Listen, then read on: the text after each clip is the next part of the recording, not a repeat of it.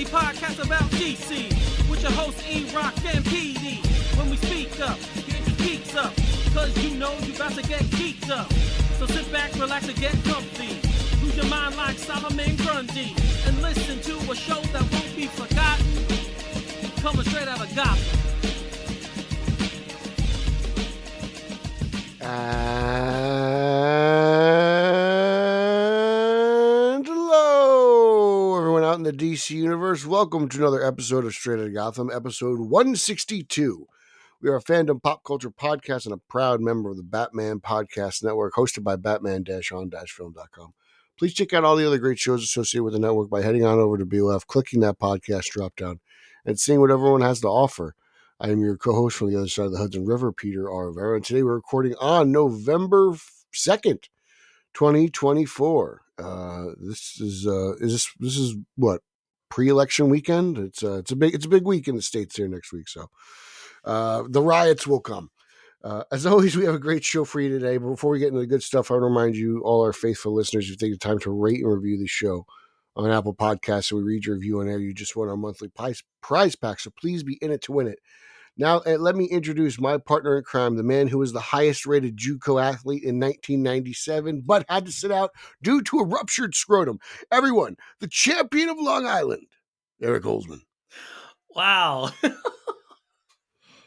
All right. Gotta ice those balls, Eric. Gotta ice those balls. Man, there have definitely been times in life I feel like I've ruptured my scrotum, but that's a different story. Most of them have involved Sally Chesterberger.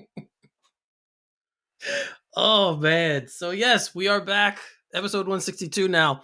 I'll pull everyone behind the curtain a little bit. We actually did record an episode 162 last week. There were some technical difficulties. Tried to work through it, tried to fix it up in post, but I couldn't do it, so we're scrapping that one. This is new 162.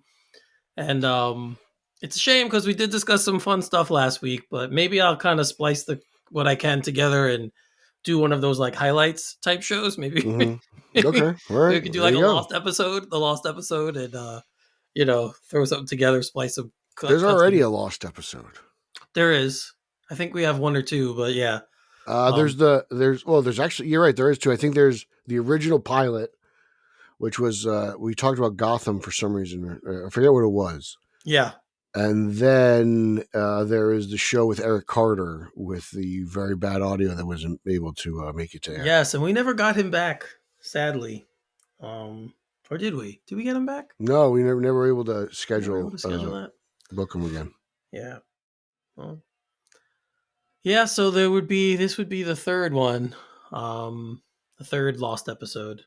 So if we ever need like a weekend rebound, we could just use one of those. If we ever get lazy, we could.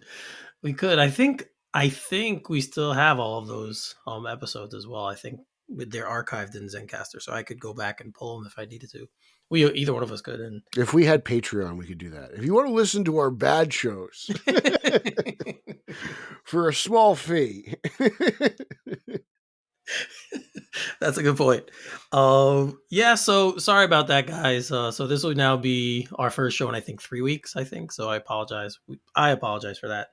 But we have a good one jam-packed for you today. First, because, as you know, Pete and I are both Yankees fans, and the Yankees lost the World Series. We're going to start there. Oh, really? Well, Pete, I've obviously, it's been a few days now, so I've gotten over it. But I just want to talk about the fifth inning. Mm-hmm.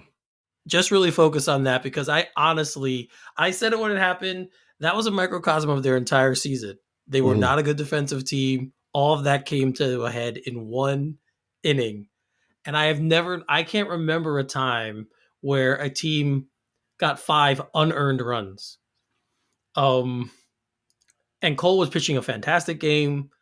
I just felt like that game kind of was a good snapshot of the 2024 Yankees. What did you think watching that game when that happened? Were you surprised by it, or are you kind of like, yeah, this is kind of goes with how they've been all year? I was surprised by it because everything the Yankees needed to happen happened up until the fifth inning. Right. Judge got the home run. They got the early lead.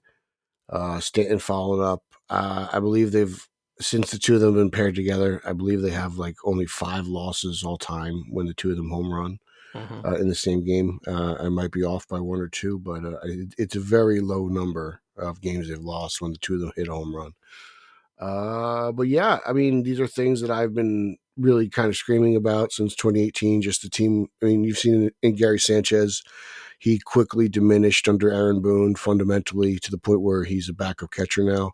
And now you're seeing it kind of carry out, 7 years later, throughout the whole organization. The lack of fundamentals that the team displays on a day in and day out basis was on the national stage, and they embarrassed themselves, and they did that. They'll have to handle that. I don't know why nobody decided to run to first base. I could care less who it was. Somebody's got to do it. There should be 3 people running to first base on that Mookie Betts play. Betts, Cole, and Rizzo. Just everyone's got to move. If you're ever still on a baseball field, you're in the wrong position. They do have a lot of guys playing out of position. They probably have 3 right fielders in the outfield. It's but the toughest ball to catch is the line drive hit right at you. But yeah, I mean, it all we all waited for Aaron Judge to show up, and then he showed up with his glove apparently, and it's just a bummer. But I said it all year. I never thought they had enough pitching to win the World Series. It kind of was on full display because they didn't have any pitching outside of Cole. Yeah. I can only blame the manager really for game 1. That's on him. That loss is his fault. But the rest of it is the untimely hitting and the lack of depth from the starters. Schmidt, Rodon didn't exactly blow anybody away, and Heel did his part as a rookie. So, yeah, I mean, I agree with everything you said. It was they just weren't the better team. I mean, the Dodgers were the better team. They were the favored team. A lot of people don't know. I think a lot of media people and might have said the Yankees, might have had the Yankees, but they were not the better team. And like I said, that inning really just captured everything that was wrong with the team this year. And now we see what happens. A lot of big decisions to make. I heard they declined Rizzo's option, so he's a free agent. We're going to see what happens with Soto. Obviously, he's the biggest chip. So it's going to be interesting to see this team next year because it will not be the same team outside of Judge and Stanton. I know Cole can also opt out, but apparently the Yankees just have to add an extra year, and that'll. Yeah, I don't think he's going anywhere. Yeah, right. So I think he's staying, but he's also a Yankee fan. Like he grew up a Yankee fan, so this is probably like a dream come true for him to pitch here. So I don't think he's going anywhere either. It was cool to see. I think that the one thing from the whole playoffs that I really, really like to see, and I hope it carries on, was Volpe. Outside of the one error, I thought he was fantastic, especially at the plate. Yeah, he did good. So I think maybe we're starting to see him develop into that player, the player that they thought they had. So we'll see. But pitchers and catchers report the end of February, right? It's not that far away, so I'm not. It's really not that far away. We have the winter meetings and all this stuff. What do you think? Just gut feeling. What do you think is going to happen with Soto? I really don't think he's gonna not be a Yankee. I just, I and if he chooses to leave, so be it. There's definitely other ways the Yankee can spend $800 million.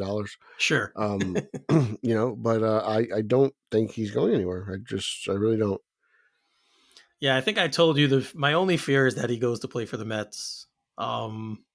Let him. If that's what you want, if that's where you want to go, so be it. Yeah. Have fun.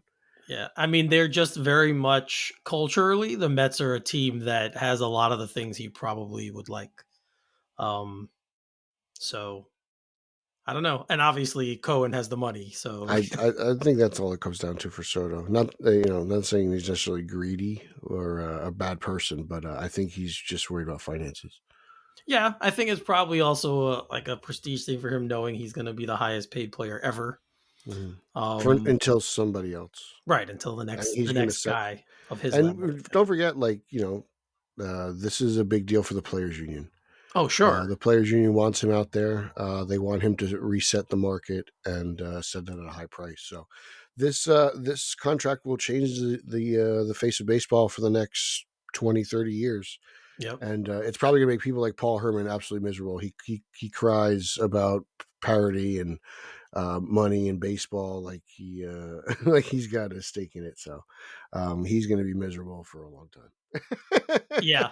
I Out mean, the there in closest Seattle. thing that baseball is ever going to have, they already have to a salary cap. They already have, and it's not a cap; it's just revenue sharing, right? So that is the closest thing that they're ever going to get. I And mean, when it Pittsburgh comes to makes the out every owners, year. yeah, when it comes to the owners, that's all they care about. So yeah, but rest in peace, 2024 New York Yankees, and congratulations to the Dodgers. Man, when watching that game and seeing like everyone talks about the Yankees having a bunch of stars, I mean, they're not too bad in that department either. No, So, they're not. right. So, all right. So we'll see what happens. We won't talk about any more sports here, although the Jets did get a big win Thursday. So I'm probably getting sucked back into that crap because I'm a fan. How are the Isles? Huh? How are the Isles? Well, they scored 4 goals last night. And they're the lowest scoring team in the NHL, so they actually got 4. So that was kind of All cool. right. So we'll see how that works out. I know the Devils, they're kind of the same right now. I think the Islanders and Devils, they have similar records. Rangers and Devils. The Well, the last time I Rangers are checked, 7-2. The I thought the Rangers, Rangers were 1 point behind the Devils in the division. okay. I thought it was because I know the Islanders play the Rangers tomorrow. Nico's having an incredible season to start the year. Yeah, He's got like 10 goals each year. in Yeah. like 9 games. Yeah. So Are you working that game tomorrow? yes, I will be in the building tomorrow. All right. Well, it's always a fun experience. So It's it's not quite FDNY NYPD, but it's very close. yeah, it's crazy how hockey is clearly the fourth of the 4 major sports in this country, but the Islander Ranger rivalry can rival any. So you're right. The Rangers are 7-2-1, and the Devils are 7-5-2. But the Devils have 16 points. The Rangers have 15. Yeah, because of the ties, Mhm. and they play more games. But that's awesome. I mean, that's Yeah, good. Hopefully, the they're off Islanders to a can good get year. up there too, and we could have 3 teams A to. lot better than last year. Yeah, that's for sure. So, all right. Well, let's get to the good stuff. Let's get to our superhero news. And I want to start out with one of the first article I caught my eye again when you sent me the rundown for this week was the one about the superhero fatigue, Mhm. about the box office drought, Mhm. and maybe this article to me is a little misplaced. Of all the movies this year, the superhero movies released, I think the one everyone thought would be a big hit was. Um, I don't consider Joker. And maybe that's me. I don't consider it a superhero movie. Maybe because it's just outside of the universes that they're trying to build. I think it was crazy to think Venom would actually do as well as the first 2 after the second one was so not good or so bad. So the article focuses on the Flash, the Marvels, Madam Web, Ant-Man and the Wasp, but we've already known those things, and those are still kind of bringing those in now at this point to me was kind of crazy. I don't It know just what they're. sounds like a bunch of shit talk to me. Like Yeah, it was just kind of is like, oh, here we go again. Someone's got a vendetta or an agenda.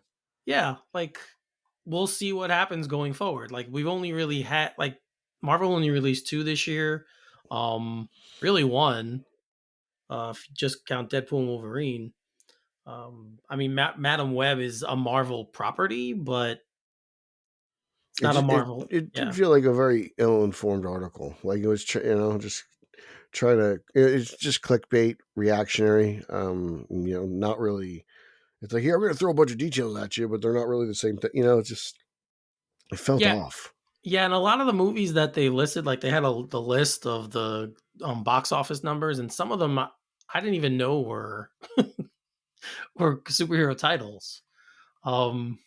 So maybe that's on me, but still, I think the ones that we thought would do well outside of obviously the Flash last year. I think a lot of people thought that movie would do well. Mhm. But other than that, there's nothing on this list I look at and I say, yeah, okay, that one should have done much better. Now, I don't think any of them should have been as bad as they performed, but I don't know. Like you said, I kind of agree with you. It seems like a let's kick them while they're down Yeah, article. I felt like it was written by Adam Vary, and I'm just like, so slow week, huh? Like is this what it was like? Was the World Series that boring for you that you had to write this article? Yeah, and it's kind of what everyone in the space is saying. Like we know next year is a very big time for the genre, especially for DC with Superman coming out and the first like real film in the new DC films universe. Um And things are going to pick up from there. We're going to get a new Superman film, a new Batman film, a new Spider-Man film, all within that 2-year span. So yep. the heavy hitters will be out there, and like you said, it's a big time. See if this DC rebrand takes off, because if it doesn't, we know how reactionary the parent company likes to be. That's for sure. We do know that a little bit of just slightly of missing expectations. History says they will do something crazy, reactionary, and toss it. I hope that's not the case. I hope they give this thing time to build. Like I said, the early reports from Superman, but I feel like we hear this all the time, have been positive from people who have either seen it or seen clips of it or After the BVS reactions, or like the early executive reactions leaked for that movie, mhm. and it's apparently got the standing ovation, and then the fallout for when it actually came out, I don't believe any of that anymore. To Yeah, be it's honest hard with to. you, like I was, It's definitely hard to believe anything that they I'm say. like, standing ovation. Did everyone just get up and leave? Like, what is a what do you consider a standing ovation? Does it? Did everyone just stand in unison? I'm trying to, I still try to figure out. I feel like that was an Umberto tweet. I think it was a No Miami tweet from years ago. I think you're So right. I think I remember the first time I heard about it. I think that was the I think first you're one. right. He was the first one to say it was, positively received. It was like, oh man, who watched this movie? I mean, who knows? Maybe Craven will be a fantastic film, surprise everyone, and That's one I actually keep forgetting is even coming out. Like these Spider-Man-less Marvel movies. I forgot about Craven. I I know. still got to find a way to see Venom. I have to see Venom in the theater. Yeah, I might go see it tonight. I was thinking about it before, so I might go take a gander at it tonight. I can't imagine it being decent. Not after that last one. That last movie, man, that last Venom movie, they wasted Woody Harrelson. Oh God, yeah. So yeah, I get tongue tied when I even think about talking about it because there's so many bad things I could say, and it's been a while now, so I don't want to bring up old stuff. Like I Man, don't want to bring up old stuff, but yeah, that wasn't good. So I think like this article to me, like you said, was just kind of a clickbaity thing. Um, but like we know, that's pretty much my response was, yeah, we know. After reading it, we know everything you said. We know. So we'll see how the future of the genre though plays out. Obviously, there's shows coming as well. We know with Lanterns and Creature Commandos, and so we'll see how those things go. I do want to mention really quickly before we go on because I just brought up shows. I have caught up on Agatha completely now. Agatha, it's actually a pretty good show. well, Agatha's a babe. Yeah, I mean, well, Aubrey Plaza's in it as well, who's also Oh, I very love easy on her. the She was eyes. in Mike and Dave Need Wedding Dates. That movie's hysterical. Yeah. So, but yeah, it's actually a pretty good show. So if you get around to watching it, I started pretty much watching it on Halloween, to catch up, and then I finally caught up. So, yeah, tell me what you think, Pete, when you get I have to. to get through Superman and Lois first, but it's on there. It's on Okay. the radar. All right. So, um, staying in the DC universe, well, actually, starting in the DC universe, we all know I mentioned Joker, and we all know how much of a disappointment that was. However, Joaquin Phoenix was not a disappointment. Again, I thought he was just as good as he was in the first film. And I did not know this, but maybe you did. But apparently, he spoke to Christopher Nolan about playing the Joker in The Dark Knight. And he said that he talked to him about it, and he said Nolan kind of pitched the idea, and he said he just wasn't ready at that time to play the part. Now, obviously, it's hard to think about that film without Ledger's performance and how great it was. But seeing that we've seen the Joker, that we've seen Joaquin Phoenix's Joker, Pete, what do you think? Do you think he could have played the same type of role that Ledger did? Yeah, totally. It would have been different, but I definitely think he could have done it. I don't think there was anyone who Nolan didn't talk to about. Yeah. I think if he were following BOF at the time, I'm pretty sure he did his due diligence and pretty much contacted everyone, right? Like at one point, wasn't like Guy Pearce considered or something like that. Like it was, or Paul Bettany. Like I'm just like I feel like these guys' names. I think I do remember Bettany. Bettany, maybe. Yeah. I get them confused a lot, to be honest with you. Excuse me, I got a frog in my throat. But yeah, no, I look. While the Phoenix Joker isn't a traditional Joker, I think with Nolan's direction and Phoenix's capabilities, I think he could have delivered something special. I know he took the world by storm, but Phoenix is a tremendous actor. There's no doubt in my mind he would have done something really incredible with that role. But hey, it wasn't meant to be, and that's baseball, Susan. Yeah, that's true. And again, we got his great performance in Joker, and then obviously we got Ledger's in The Dark Knight. So it all worked out for everyone, right? It all worked out in the end. Phoenix is still the only on-screen Joker to get it in on screen, so he's got that going for him. That's true. That is such a controversial scene for so many people, but yes, that's very true. It's an Arkham Babies, baby. I know, right? So it was interesting to read, though. I will say it was an interesting little article because I did not know that. I don't know how many of you out there did, but I did not know that. So sticking with Joker, Quentin Tarantino, very, very successful and famous director of so many hit films. He is going against the grain and saying that he actually loved Joker. Well, 2 thumbs up. I enjoyed it. Yes, I did too. I didn't love it, but I liked it. So this is what he said. He said, I really, really liked it. Really. A lot. Like tremendously. And I went to see it expecting to be impressed by the filmmaking, but I thought it was going to be an arm's length intellectual exercise that ultimately I wouldn't think worked like a movie, but that I would appreciate it for what it is. Yeah. So that's how I feel. I just kind of took it for what it is. I enjoyed the movie. I think it's a little bit lighter than the first one, which lends to me enjoying it a little bit more. And the fact that Gaga and the music stuff was just really impressive to me. So yeah, like I kind of want to buy the Steelbook. Like I kind of want to like support Joker a little bit because I just enjoyed the movie. Yeah, I mean, I think when we discussed it, the ambition, I think it was very ambitious, and I think on the ambitious notes that it tried to hit, I think it nailed them. He does say, Tarantino does say that it's a big giant mess, and I think a lot of us agree. I thought it was too.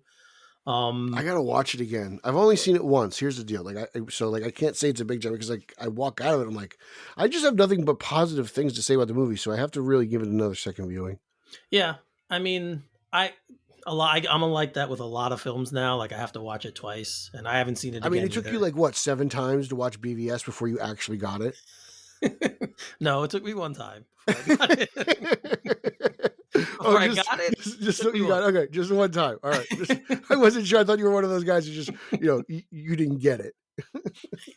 No, that guy's pretty on the nose with what he's trying. The message he tries to send. It's not that hard not that difficult to figure out.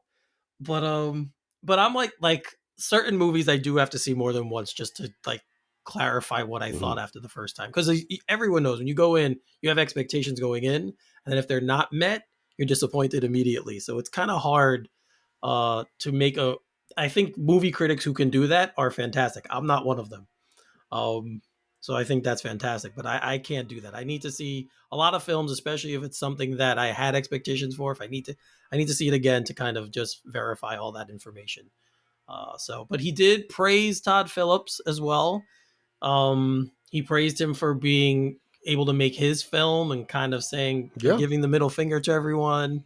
That's kind of Tarantino. That's kind of who he is. So that doesn't surprise me. Does Tarantino have a movie coming out? Because I feel like every time a movie's about to come out, he praises somebody else's movies like hardcore. And now it just coincides with top. Like I think this is like a shtick he has.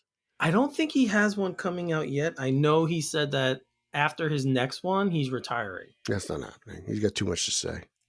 So I don't know. He's only 61 years old. I feel like he's still kind of a young man. So, I don't know why he'd retire. His movies do are very good, usually box office. They are people like to talk about them. They spark conversation. So it seems a little weird, but as far as I know, he's still working through what his next film is going to be. Mm-hmm. So, all right. Well, let's switch, stick in DC, but switch. We have some casting news. So let's bring out the casting. First, Supergirl has her Ruth Mary Knoll. Now, as we know, this movie is the Superman Woman of Tomorrow is based off Tom King's book. So this character, I didn't read Tom King. That's just a shock to everybody. But Pete, have you read that book? Yes, I didn't. I did not like it. So what do you think of the character and the casting of Eve Ridley? To be honest, I've got to go back and read this thing again. I didn't enjoy it when it came out. I was the only person talking about this book when it came out. Your other favorite podcasters did not read this book, so be careful who you listen to. So to be honest, man, this movie doesn't really get my juices flowing here. Mostly because I just don't like the original story. Right. I can't get into the castings. I don't know I don't know really how they're going to adapt this. This seems to be this is not a traditional super girl story. She's going to be off world and doing things and playing more, a vengeful detective than anything else. It's just tough for me to get into this. It really is.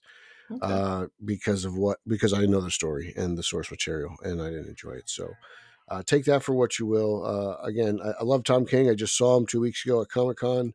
I'd much rather them adapt Killing Time but with Batman than Supergirl Woman of Tomorrow, but that's not the plan. James Gunn knows the plan. This is his plan. I'm just not digging this one. So we'll see. We'll wait. And I really got nothing to say. Okay. Well, the character she's playing is a noble and honorable warrior who travels across the galaxy with Supergirl to hunt Krem of the Yellow Hill for killing her father in cold blood. So do you remember that part of the book? Yeah, I mean that's why I said she's vengeful detective. Like they spend the whole book trying to find this guy, where he is. The two of them, they go on this journey, and we got to go here, we got to go here. This is where they know. It's just. I know the story. It's illustrated beautifully. I can't pronounce the artist. Her name. I think it's like Blake Lively. Bilquis Lively. Evely. Yeah. So Blake Lively. That's who it is. Blake Lively. That's it. That's yeah. I'm jackass. But yeah. It's illustrated beautifully.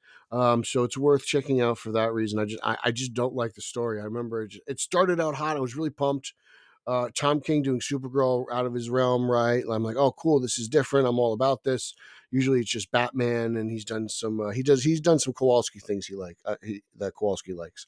I can't remember, so they're probably some C-list characters. But yeah, like I didn't dig this. So I'm just kind of like, oh, this is what you guys are adapting. I was like, I can come up with 3 other stories you could do. 2 of them are Peter David, and it's not even the real Supergirl. So it's just like, oh man, we'll see what happens here. Yeah. So we'll see. I don't know anything about the book, but from what you're saying, it's not one of your favorites. So we'll see how it goes. It was one of those books where like it came out and then everyone all of a sudden was like, oh man, this is great. I just bought this on Amazon. And they took a picture, posted on Facebook, on Twitter, and then never read it. Like there was a bunch of that going around. Well, we'll see how it goes. It's like they're schemers. I see the schemers. Can't fool me. But I will say this. It's in production. Clearly, they're casting for it. So it's in production. So that's a good thing. Another thing that we know is in production and the casting is coming fast and furious is Lanterns. And we have more casting for you there. Ooh. So Garrett Dillahunt will be joining the cast of Lanterns.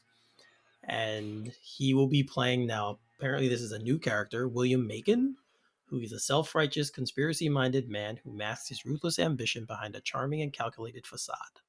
Sounds like the villain. Yes. He's a cowboy, a modern cowboy, and as we know, this is an Earth-based story, so it's in Texas, probably, or somewhere in the Midwest. It's definitely not in the Northeast. So, yes, so that is one of the castings. I know him I saw his picture. He was on Fear the Walking Dead. He's been on other things too. I've seen this guy throughout my life, acting and things. So pretty good. He definitely looks like a cowboy. So it's a good casting if that's exactly the role he's playing. We should get Bill to audition for a role in this show. That would be fantastic. We also have another casting. Kelly MacDonald, known for her work on Boardwalk Empire and No Country for Old Men, has also joined the cast. I'd smash.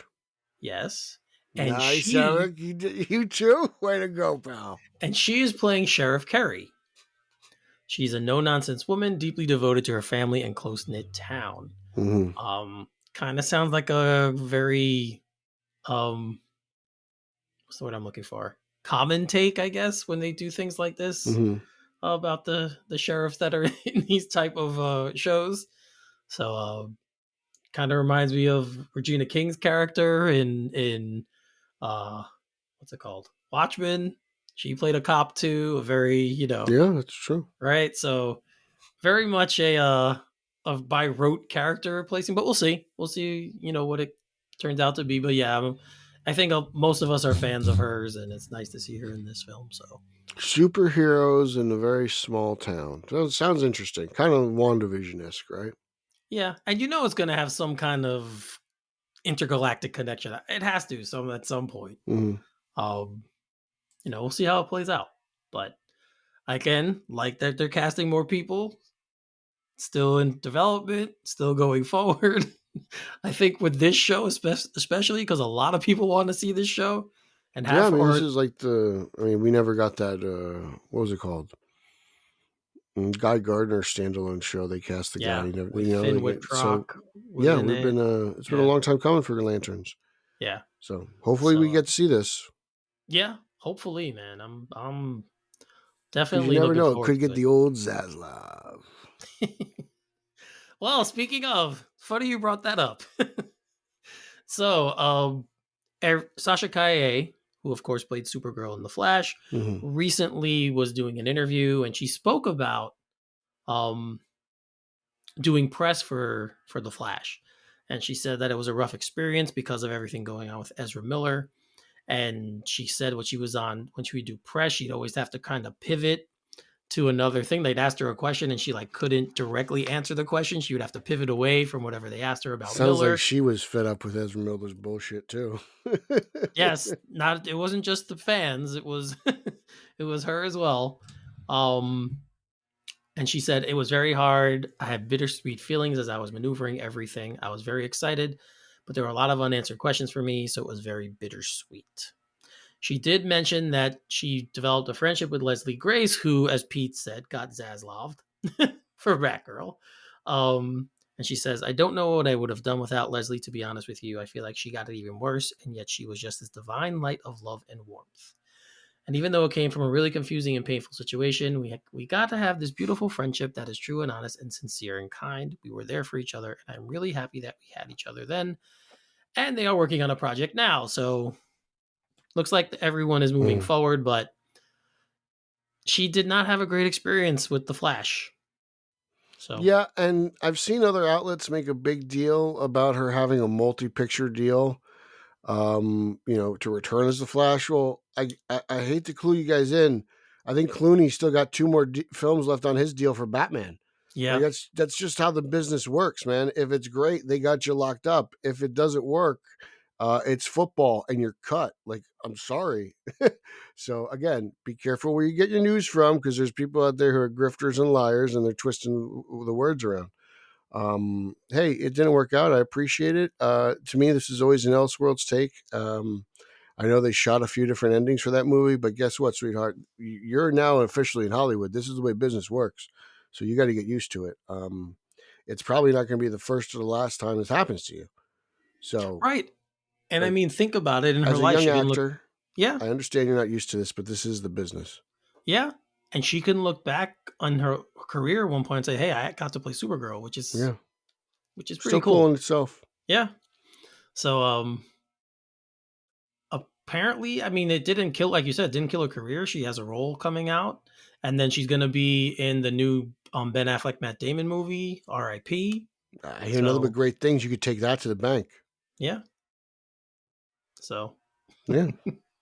So I mean, it gave her the first high profile role that has now turned into other roles. Take the exposure and run with it. You know, like all that. You know, it's not the worst thing in the world that you were the only face people got to see. Like even if they still look up interviews of that movie, it's just you. So your face is out there. It's all you. Yep. You know, Keaton wasn't even out there. So no, I know that makes the Carussos happy, but you know, nobody even saw him. All right, let's switch houses for a bit. Let's go to Marvel. And talk about your two favorite directors, of course. I'm talking about the Russo brothers. The brothers Strauss. Oh, Russo, sorry. So apparently the whole thing that got them brought back into the MCU, and they were actually working with Robert Downey Jr. on another project. They were brainstorming on another project. Oh, I could only imagine the crap that was coming out of that fucking meeting between those two morons and Downey. Oh God, there's one brain between three people. I was gonna say it was probably Downey saying, "Yeah, we should do this, and that'll probably work better." And they were like, "Okay, well, if we can get Kevin involved, we can do it." It is really crazy. I know we talk about this a lot, but it is really crazy how the movies they've done alone just have not been good. Yeah. Anyway, so that it kind of was. It sounds like in the end it kind of became like it's all of us or nothing if we're coming back. And yeah. Well, look, I'm sure they have an idea for Downey's return. I'm sure it was enough to get Feige interested. I still don't understand it. I don't either. The only thing I can think of is he's probably going to wear the mask the whole time and we'll never see his face, which is probably how it should be. Right. Still weird. I don't understand. I don't know what these guys do. I just don't, because like you said, everything they've ever done outside of the MCU has been just a complete and utter just trash. And I know they're one of two pairings director. The other one's, I think it was Cameron, who did do like $2 billion films or something like that. They did something crazy, maybe 3. I don't know what it was. It was some kind of number. Yep. And it's just those 3. It's the Russo brothers and Cameron, which is like, talk about failing upward. Yeah, I just don't get it. I mean, like me and Dupree, whatever they did with Hemsworth, they do another Tom Holland movie. Yeah, Cherry. Right? Yeah, they just try to recycle MCU names to get people to see their shitty movies, and it's just, I feel like I could make a Marvel movie. If these guys can do it, man, I feel like I can too. Be brutally honest, I really do think I could. Yeah, I mean, they did. The Extraction films were pretty good, but they only wrote those. They didn't direct those. Okay, so that's probably why. It's anything where they have a lens. But but yeah, the 2 Extraction films on Netflix, the one with Hemsworth, I actually like both of those. But they're just by rote action films. Like it's Jason Bourne. Nothing Bourne. on the 80s. Yeah, it's like very much just something that you'd expect from an action movie. I do enjoy them though. So and those are Netflix originals? Yeah, they are Netflix originals. Oh, there you go. Yeah, but yeah, you're right. Like you're right up there at Rebel Moon, baby. That's where you want to be. Right up there at Rebel Moon, baby. Those Extraction films are Citizen Kane compared to dude, Rebel Moon. You don't know what Rebel Moon's about, bro. I got a guy with knives fighting stormtroopers. Come on, dude. That's all you, brother. I think it was like Nightwolf from Mortal Kombat. I don't know. Oh, all right. Well, since we just passed the Halloween season, let's get into some horror news and scary news and some sci-fi horror news, starting with Alien. And the most interesting story you sent me from the whole list was Alien Romulus is getting a VHS release. You still got a VCR? I think my mother does. I got one in the basement. Yeah. I'm gonna buy this, dude. I think I might too, to be honest. You remember how cheap VHS tapes used to be? I know. Like I got an old Blockbuster Batman Forever sign. You know how much Batman Forever was when it came out? How much? It was like $8.99. I know. I was like, Yeah. what? Yeah. I mean, it kind of fits the franchise, right? Like when you think of Aliens, you think of 80s, 70s, 80s franchise. So releasing this on VHS makes tons of sense, but I never expected this. So Retro's really in. It kind of started with vinyl records and then kind of really leaked out, and other people exploring retro things. Right now, retro video games are making a big comeback. Even right. GameStop is selling retro stuff now. Like they're pivoting their business model. So I think if this does well, I think you'll see a lot more of this, which I'm agree. kind of for. Yep, it says it's a limited edition. I don't see how many they haven't said how many copies they're making. So, I don't know, but tell us what you guys think about that. I want to hear the feedback. I wonder how many people listening to this show have ever watched a VHS. Well, people around my age who are listening have, and your age. Yeah, well, there are people who are younger than us though who listen to the show. The younger people, yes, I'd be interested to hear if they've ever watched. I mean, I'm sure they have because their parents might have, but yeah. I believe Steve Helm still watches movies in black and white in Texas. I don't think they have color picture down in Texas. Maybe not where he lives in a small town, so maybe he does. Very small town, I believe. Yeah. I believe Steve still has a tube TV. He's got a big 75-inch tube TV. I think it came with the house, so it's not going anywhere. That's cool. I wonder if it's one of those like ones that were built into like a cabinet. And it's just it's the big black square. That's what it. You know what I'm talking about? The big old. Yes. Like that's why the 7,000-pound TV. It's not going. I think it's built into the foundation. Well, Steve, we have hope for you. We have hope for you to get a new TV. Steve's entire house, he doesn't even run it on electricity. He runs on propane. Kerosene lights no, and everything? Propane. He hooks the line up right to the company propane tank, and he just siphons it from there. Got to do what you got to do in life. Yeah, that's it, baby. Texas life. Rattlesnake. All right, sticking with Alien, Ridley Scott says he is working on another, their new Alien movie. So it's possible Fede Alvarez will be back to direct, but apparently Ridley Scott is involved, and they're working on developing a follow-up to Romulus. This is a different movie. Yes. Yeah, actually, so, I'm actually concerned. I think if this does well, I think Zaslav's going to get really just like, okay, he's going to Reeves, Batman, gun, Batman. Let's go. Let's blaze it up. I'm telling you, you get two different Alien movies. Hollywood thinks we're going to get two of everything real soon. We're going to get 3 Spider-Man movies, possibly. I'm telling you. They'll be like, it's in Holland, McGuire, and Garfield. 3 different movies. Go. I'm telling you. The last thing I want is everyone to have 2 of everything come out.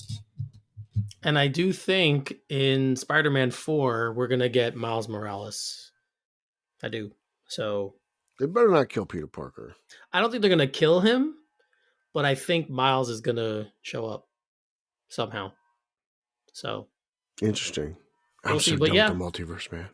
I know. But so Scott said he should have locked them up, meaning the Alien films, as Steven Spielberg did with Jurassic and everything he does, and James Cameron has done with everything he has.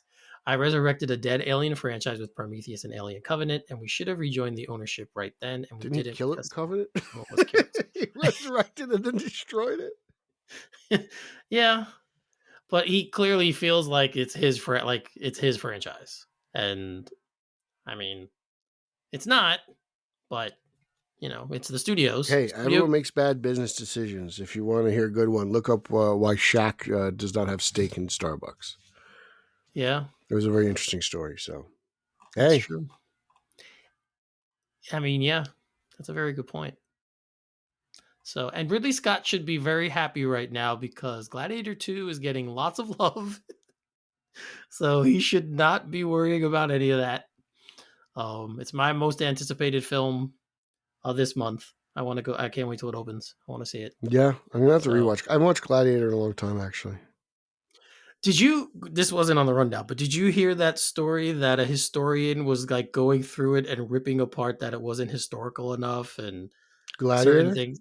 Yeah, two Gladiator 2. Okay. There are I'm not apparently things watching in the the History film. Channel, jackass. Exactly. I'm like, really, a fictional movie has fictional stuff in it? Like, what was it? Just some librarian who had too much time in the history section? It's just like a historian. Of course, every time a period piece comes out, there's always a historian to tell you what's not accurate about the film. Did they do that with Wonder Woman? I don't believe so. They might have done it with some of the World War One stuff, but I don't know. I don't remember hearing about it, but yeah, this was a big story this week because I kind of chuckled at when I read it. So, Oh, I hate critics. yes, fictional films have false things in them, guys. In case you didn't know, I'm breaking the little news here. So there you go. All right. Wait, does that mean like Terminator is still fictional? I mean, Elon Musk is literally making these robots. Well, it is for now. Is James Cameron like a future, like a psychic? I mean, yeah, like I don't know. I mean, Plant's ideas. These ideas. He should get money. he should get money from Musk for planting these ideas. yeah. Yeah. I don't know. So we are getting, as we know, a House of the Dead film. And they've released some concept art on it. Paul W.S. Anderson is writing and directing, as we know, and he will produce, of course, behind Sega. This was a Sega property. As we know, this game, inspired Zack Snyder's Dawn of the Dead remake and World War Z and all these other things. So I'm a little interested in this. Video games that are made into movies are always hit or miss, usually miss. Lately, though, they've been pretty much hit, though. You've got the Sonic movies, which Yes. now is getting a trilogy, already has a spin-off TV show, and the Mario movie recently with Chris Pratt. All been huge. That's true. And that Knuckles spin-off show, I thought, got pretty good reviews, if I'm not mistaken. That's true. So, Pete, what do you think about this? Are you looking forward to it? I saw the original House of the Dead movie in 2003 in theaters. Mm-hmm. That was the worst movie I ever saw in my entire, and it stands till this day. It is. I remember I went with my buddy Brandon, and I forget these. We brought these two girls. I forget who the hell they were. They it didn't matter till later on. But I remember it was the worst experience I ever had in a movie theater. The movie was very bad, and we just laughed at it. It was the acting was horrible. It makes you really appreciate Madam Web. That's how bad that movie is. Like I had fun watching Madam Web, but with this House of the movie is absolutely horrible. But the video game was a big part of my childhood. Yeah, it was I played that arcade game. That I don't know what I played more. Was it Whack-A-Mole, Terminator 2, or this House of the Dead? Like those are my three games up until Crazy Taxi came out. So I'm really pumped. I love Sega. I'm a huge Sega guy, so this is cool. This is coming off Shinobi is getting a treatment, I believe. I believe they're putting that in production, so that's another Sega property. I think Sega is really feeling confident post Sonic the Hedgehog trilogy. And good for them. I would love to see Nintendo do a Donkey Kong movie. I'm sure Haas is like licking his lips right now, but that would be cool to me. I mean, yeah, we got him in Mario. We got Donkey Kong and Mario. So we got Halo TV show too, right? Like I believe the fans like that for the most part, and even though it didn't get picked up for later seasons. I think video games are kind of making a strong push here, at least for content. Yeah. I mean, obviously, video games have tons of stories built into them. So they are very much a conduit of storytelling. So I'm fine if the story's good, give it a shot. But we've had so many bad ones. We've had freaking the Resident Evil ones are hit or miss. Assassin's Creed was not good. The Tomb Raider ones, depending how you feel, like I enjoy them, but I understand why people don't. Oh, I forgot about So those. yeah, so I mean, it's definitely once it comes out of the game and goes into the hands of the storyteller, and for film, things change. But I'm looking forward to this. I hope it's good. I hope Uh, it's more like Mortal Kombat rather than Annihilation. Well, the second one was it like Annihilation? yeah, so we'll see. But yeah, we are getting one. So we'll see how that goes. Okay, and lastly, this was probably my favorite story of the week. Again, another quote unquote horror franchise. Okay. The Scary Movie franchise is getting rebooted with the Wayans brothers at the helm on Paramount. The film is set for is going to be in theaters, and it's going to supposed to start filming next year. So I only have one request, that they get Anna Faris back. That's my one request. Yeah, she was Um, great. yes, I mean, she to me is the star of those films. So if she's She's back, the Nev Campbell. yes, she is, and I am much more interested with her than without her. Her and Regina King too. Regina King is fantastic in those movies as well. So both of them, I want to see. Here's my deal with Scary. The first two were very good and I enjoyed them, but I think they take a huge drop after. Yeah, I think at some point, it just they were just doing them, and I was like, you guys kind of, it's got to marinate a little bit. I think you got to collectively wait, and then okay, we've got enough. People have done enough dumb shit, for us to make fun of them about it. It's got to be every so often. It can't be like 80s slashers where you just make them one after another, right? In my yes, opinion, because then at some point it just started feeling like the same thing, and then it stopped being funny. But the first two were very good. yeah, and I think like it's been 18 years, so obviously we have a lot of material now that they can, a lot of Yeah, horror material that they can I use. The wonder what Conjuring series, and I wonder what the angle will be. Like, I don't think like right, Scream. The first two are so influenced by Scream, right? of course, I yeah. can't imagine they go back to that well. I Well, can't they imagine can with Scream the would new be ones, absent, but I mean, right? I don't know. Maybe we'll see what happens. But no, but I agree. Like I hope they, like I said, there's 18 years worth of horror material now that they can go through and massage and create a story from. This makes me want to Um, watch like other parody movies, like Kentucky Fried Movie or Blazing Saddles or Men in Tights, right? Like just outside of scary movie, like I kind of love the parody film genre. yeah, like Not Another Teen Movie is Mhm. another one, Airplane, right? Yeah, which was on the other day. Actually, I was I love watching it Airplane. when I woke up. Airplane was fantastic. But yeah, so I'm looking forward to this because, like you said, I did very much like the first two, and then they kind of dropped off. Um, but I've kind of, where they all haven't been great films, I kind of liked all of those other ones too, like Epic Movie and all those other parody in the same I remember universe they that did one Disney on comic book superhero movies that I don't think really took off, but I remember it did coming it. out. Yep. So we'll see how this works. But I'm looking forward to it. The Wayans brothers are back. And I used to watch that show every day after school, man. oh, the Wayans brothers show. Yeah, I was not a fan of the show, the really? sitcom. Oh, I loved it. After it was like seventh or eighth grade. Yeah, middle school. After middle school, come home, watch the Wayans brothers, right I into think like Marlon is TRL great. in the basement. I do think Marlon is great. I think Sean has no talent. So I always like Sean as the straight guy. that's the, But again, his role in the Scary Movie, I did like him in those films. Mm-hmm. Like he was funny in those. I think the funny. Here, grab my strong hand. Let me just mix up these mashed potatoes. You know. Yeah, with what's his name? uh, I forget the actor's name, but I know who you're yeah, talking about. Yep. he's the guy in Harold and Kumar. He's like, I can hear everything you're saying. Yep. Yeah, him. I forget his name, but he's a star. There's something about Mary. Yes. Woogie, Mike Woogie. Woganowski. Why don't I know his? I can't remember his name. I can't Yes, either. that guy. Yeah, Mm-hmm. hysterical. So Here, grab my strong hand. Like I can't tell you how like I would walk around with a T-Rex arm, like quote him all day. Just like, that's what I'll be next year for Halloween. I'm gonna just get my little T-Rex arm out and stick my hand up a turkey's ass. well, you'll have a chance soon.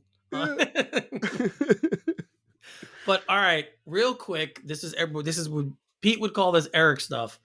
There was a trailer release for Skeleton Crew, which is the new Disney Plus Star Wars show coming out. There was a trailer release actually yesterday. I did take a look at it. Is Rick going to watch this? I think we're all gonna watch it. All right. So it's then it's definitely real. Geared more towards for kids, though. It's definitely a kids show. He's not It watching. very much has a Goonies vibe to it. Very much an Amblin Entertainment type vehicle. So it's themed like that, and I think it's gonna work for kids. I need to watch it first to see if it's something I'm gonna stick with. Again, you're gonna watch it. I'm gonna watch it. Yes, You're will all start about a galaxy by watching far, it. far I just away. don't know if I'm gonna stick with it week after week. Didn't you watch like The Acolyte and hate it, or it wasn't good? You can watch this. It was the Acolyte was very hit or miss for me. I was more disappointed with it. It was okay for what it was, but it should have been so much better. If you don't like this, instead you'll watch Batwoman season 3. No. Just because I don't like one bad thing doesn't mean I'm gonna you don't know it's bad unless you watch it, though. And based upon reviews, which are solely my own because no one else has watched it, it's not bad. I'm just saying, Javisha Paxa Leslie. That's right, baby. I don't even know what you just said. You'll get it on the rewind.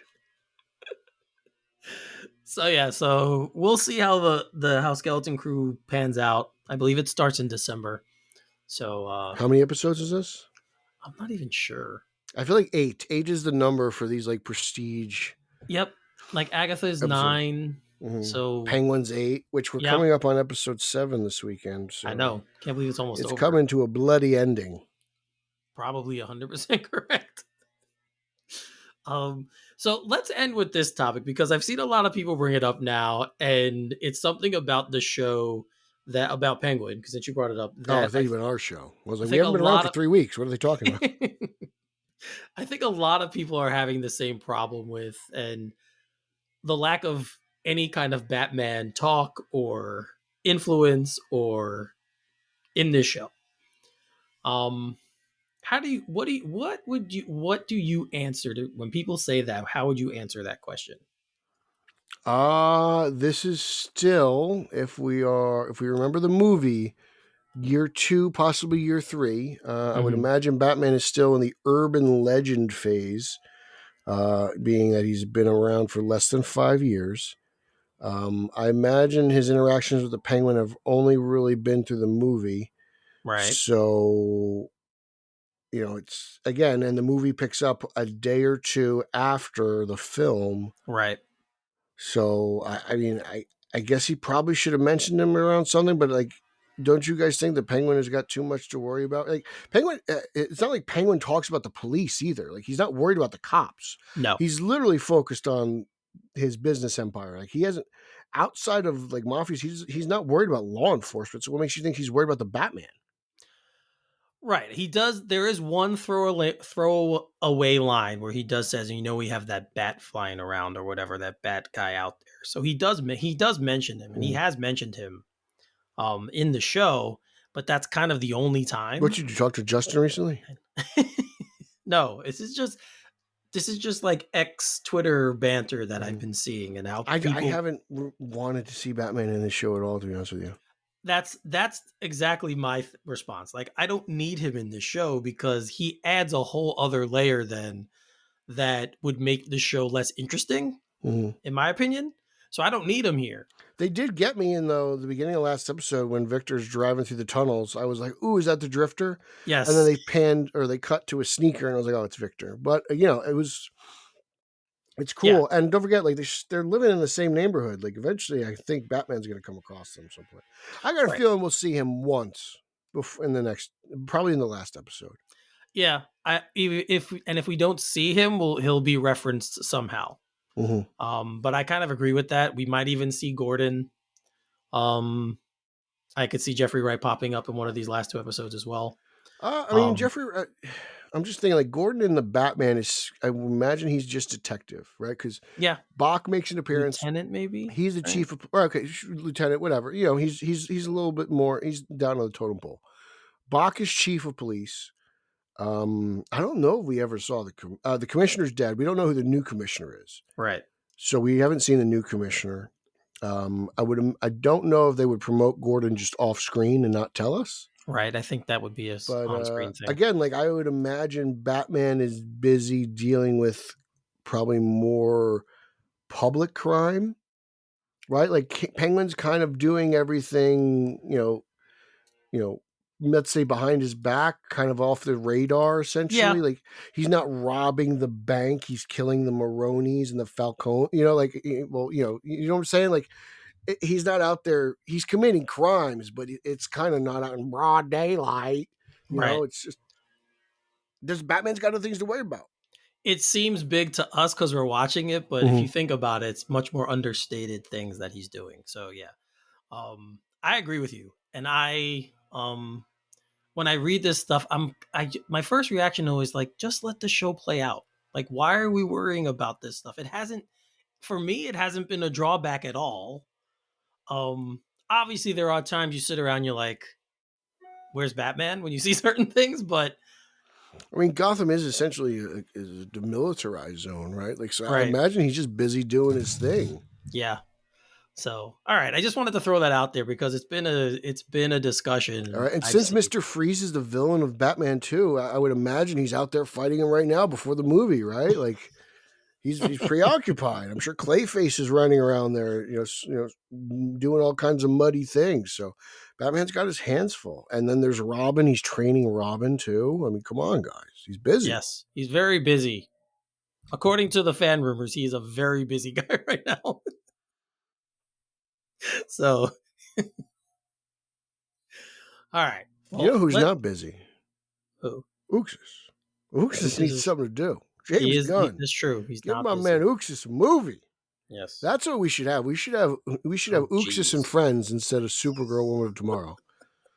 Uxas and Friends? Yeah. Well, I guess it's more like Uxas the Dictator. Like what? Let's give him a talk show. Uxas and Friends. Get your Ux off. Late night Ux. Oh, all right. There you go. That's Pete and I's. Well, it's his idea. We'll develop it together. Yeah, we'll develop it. We'll put it out there. We'll send it to Gunn and see what he says. If not, we could probably get it done on Netflix. Probably. That's true. They do seem to throw out money to anyone who wants it. So we could be the next Adam Sandlers. We'll just hire our friends and we'll just speak in fart jokes. Oh boy. All right. Well, that's the end of this one. We don't have anything else to talk about. So tell them where they can find you and talk to you personally. Pete Illustrated on Twitter and Instagram. Straight Outta Gotham at straight_O_G on X. Spidey Coalition for Spider-Man. Batman on Film for Batman. Brian Lauer's The Batman Book Club for more Batman. And still working on my Holzman documentary. That's great. Right now we're editing all of Holzman's exploits in Germany. And let me just tell you, Holzman drinks beer by the barrel.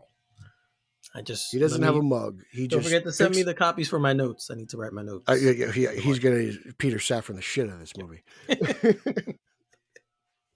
You guys know where to find me as well at Finally33, spell Finale 33 on Twitter. If you are a fan of the New York Knicks, again, I do a weekly live stream called All Nicked Up. The Twitter handle is at all_nicked_up. Check me out over there, especially if you're a fan of the NBA and the Knicks or basketball in general. Every Wednesday night at 7 p.m., usually Eastern time. You can check us out on Facebook Live, on X, and on YouTube as well. Where's the Islander podcast? Don't have one. It's weird. I don't have an Islanders one or a Jets one. I feel like you should have an Islanders podcast. I feel like there's not many out there. There aren't. There are. I mean, if you're in the community, and there are plenty, but yeah, I don't know. My hockey knowledge is probably not good enough. I know definitely about the Islanders, but I don't think I know enough to do a full show. Mm-hmm. So, but I definitely could do one on football and the Jets, and I don't even want to do that. You don't even need to watch the games. There's so much going on with the Jets. It's true. The drama is nonstop. For a team that sucks, the drama is nonstop. It's frustrating. Chris Burke told you this years ago. Yeah, I know. But yeah, when Aaron Rodgers can say anything. I don't want to hear, and this is not a slight on Chris, but I don't want to hear from Green Bay fans because they had an Aaron Rodgers at a completely different time than the Jets have him. So I what will they say, though, tell me, it means nothing. the I don't Jets care. and Giants have gotten a huge pass this year because of the baseball teams. Yeah, And now the now focus the will be more Rangers on and them. the Yes. Knicks. Like, Yeah. they're very they picked the best time to have two shitty seasons, to be honest with you. I will be. Well, it's funny you mentioned that. My sister lives in Arizona, and I'm actually going next weekend. I'm going to see the Jets play the Cardinals in Arizona. It seems like a beautiful stadium. Yeah, so I'll be going out there. So I'm looking forward to that.